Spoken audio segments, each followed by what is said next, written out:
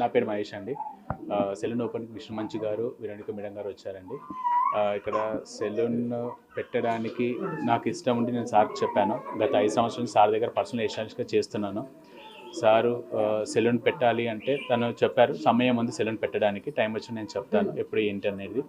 దానికి ముందు మనం అప్డేట్ అవ్వాలి, అంటే ఎయిర్ సెల్స్కి ఏమేమి స్కిల్స్ ఉండాలి ఏంటి అని అప్డేట్ అవ్వాలని చెప్పేసి దుబాయ్, న్యూజిలాండ్ అండ్ యూరోప్లో ట్రైనింగ్ ఇప్పించారు.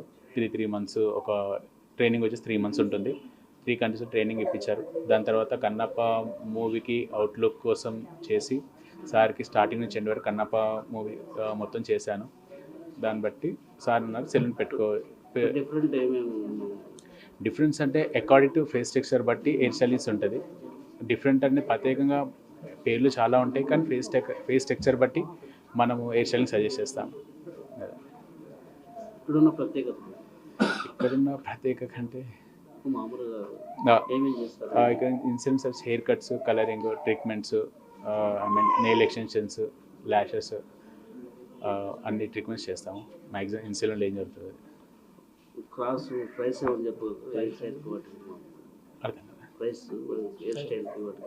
ఓకే. ప్రైస్ అనేది స్టార్టింగ్ హెయిర్ కట్ 300 ఉంటుంది. 300 నుంచి 2000 వరకు కూడా ఉంది హెయిర్ కట్.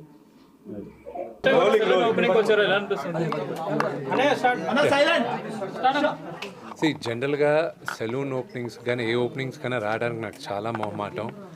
కానీ మహేష్ నా స్టైలిస్ట్, నా పర్సనల్ స్టైలిస్ట్, చాలా టాలెంటెడ్ మనిషి.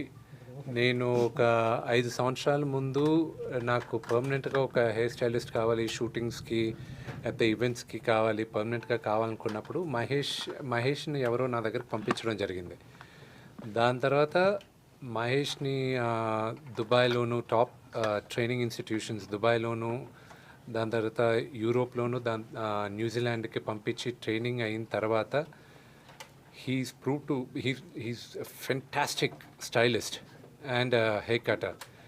అండ్ ఈరోజు తను స్వయం కృషితో తను ఈరోజు ఒక సెలూన్ 2 అని ఓపెన్ చేసింది. నాకు చాలా హ్యాపీగా ఉంది. ఐ ప్రే ఆ పరమేశ్వరుడిని, బాబాని, ఆయన వాళ్ళ ఆశీస్సులంతా మహేష్కి ఇవ్వాలని మనస్ఫూర్తిగా కోరుకుంటున్నాను. ఎస్, ఆ లుక్ వన్స్ డిజైన్ అయిన తర్వాత మొత్తం సినిమా మొత్తం మహేషే ఆ స్టైలింగ్ చేసింది కన్నప్పకి. సో నేను నమ్మి ఇంత పెద్ద సినిమా అతని చేతుల్లో అతను స్టైలింగ్ చేశాడంటే so you have to be confident. నాకే కాదు, అక్కడ చాలామంది నటీనటులకి మనం హెయిర్ పీసెస్ వాడాం. అంటే ఈ పౌరాణికం చిత్రం కాబట్టి ఆ హెయిర్ పీసెస్ వాడినప్పుడు దాన్ని స్టైలింగ్ చేసేదంతా విగ్స్ అన్నీ కూడా మనకి హెయిర్ పీసెస్ బాంబే నుంచి వచ్చినప్పటికీను దాన్ని స్టైలింగ్ చేసి ఆ క్లిప్స్ అంతా చేసింది మహేష్. అంటే అక్షయ్ కుమార్ గారు, ప్రభాస్ గారు అందరికీ అంటే ఆ పెద్ద తారలందరికీ వాళ్ళ పర్సనల్ స్టైలిస్టులు ఉంటారు.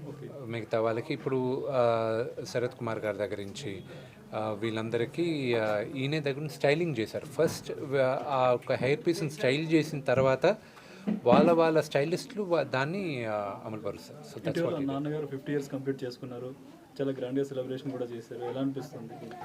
50 years celebration grand event next year నవంబర్లో ఉంటుంది, 2025 నవంబర్లో ఉంటుంది. అప్పుడు దాకా ప్రతి నెల ఒక ఈవెంట్ చేయబోతున్నాం. అది ఇప్పుడు డిసెంబర్లో వచ్చే ఈవెంట్ వచ్చి ప్రతిరోజు ఆయనకు నచ్చిన సీను, ఆయన ఇన్ని సంవత్సరాలుగా ఆయన దాదాపు 600 చిత్రాలు నటించారు.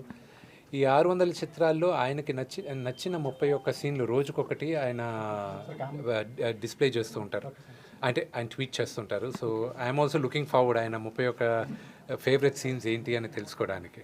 వాటిలో మీ ఫేవరెట్ సీన్ ఏంటి? నా one of my all time favourite scene assembly రౌడీలో. చాలామందికి పెద్దరాయుడు అంటారు, కానీ పెద్దరాయుడు కన్నా ముందు నాకు అసెంబ్లీ రౌడీలో భాష సీన్ ఒకటి. రెండోది రాయలసీమ రామన్న చౌదరిలో ఇది దేవుడి గురించి మాట్లాడతారు ఆయన. మొత్తం ఆ దేవుడిని ఎందుకు మొక్కాలి అనేది, స్నేహం గురించి చెప్పేసి those are my favourite scenes all time. And అల్లుడు గారులో అలా చెప్పుకుంటూ వెళ్తే టైం సరిపోదు. బట్ యా, ఇది ఫైనల్గా Kannappa next year March 25th రాబోతుంది. April 25th రాబోతుంది. సమ్మర్లో మీకు మరి ఏ సినిమా పోటీకి రాదనుకుంటున్నారా? ఈరోజు ప్రతి నిర్మాతతోనూ మాట్లాడి మేమందరం ఇంత భారీ బడ్జెట్ సినిమాలందరూ ఒకరొకరు మాట్లాడుకొని స్పేస్ ఇచ్చి చేయడం జరుగుతుంది.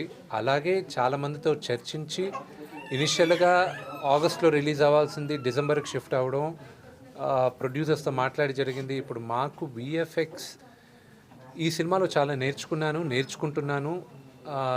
అంత ఈజీగా అవ్వట్లేదు పోస్ట్ ప్రొడక్షన్ ఇదంతా. సో ఎందుకు డిసెంబర్లో రిలీజ్ చేయలేదని ఎవరు అడగరు.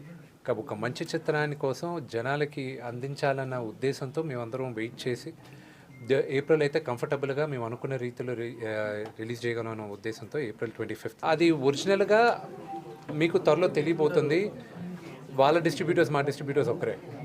సో ఆటోమేటిక్గా ఒక్క తెలుగులోనే కాదు మేము రిలీజ్ చేయాలనుకునేది, ఆల్ ఇండియా రిలీజ్ చేయాలి. సో అన్ని భాషలు ఇంపార్టెంటే మాకు. నాకు మేజర్ సీక్వెన్స్ ఒకటి ప్యారిస్లో జరుగుతుంది. ఆ సీక్వెన్స్ రావడానికి డిసెంబర్ ఎండ్ అవుతుంది. సో దాని తర్వాత ఇక్కడ లోకల్ స్టూడియోస్లోను, అన్నపూర్ణ స్టూడియోస్లోను వీళ్ళందరితో వర్క్స్ జరుగుతున్నాయి. మా బ్యాక్గ్రౌండ్ స్కోర్ జరగాలి. సో దాని గురించి టిక్